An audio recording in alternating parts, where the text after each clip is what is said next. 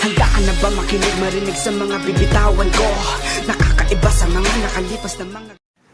Now we will be putting the new water pump.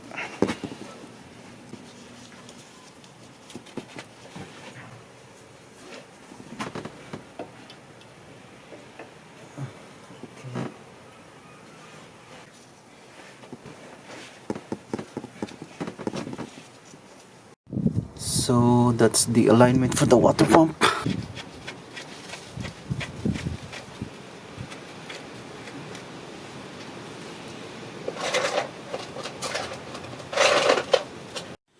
Next one is the pulley.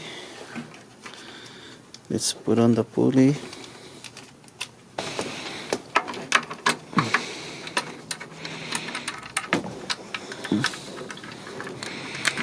Now we have to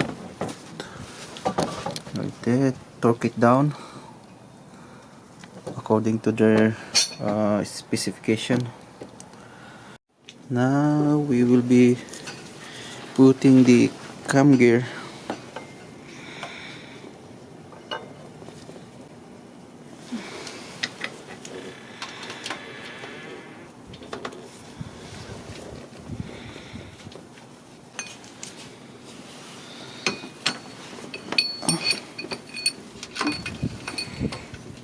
Make sure it's aligned. Cam gear using our power tools. So it will move a little bit, but at least anyway we do have this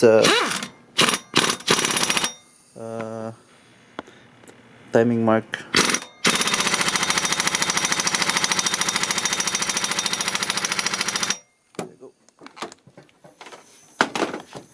Now we will check our timing mark. Now you can see the mark that I put it on. See this one? But on the other side there's like a one teeth difference, so we need to move this sprocket. So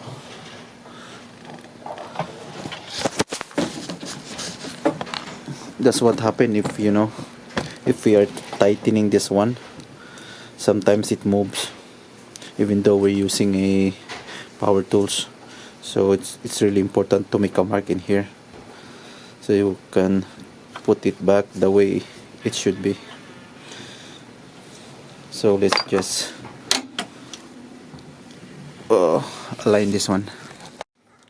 So everything is in. Accessory belt, harmonic balancer. We already put the coolant. Now I'm going to put back this air filter box, and then let's start the car. Alright, let's start the car.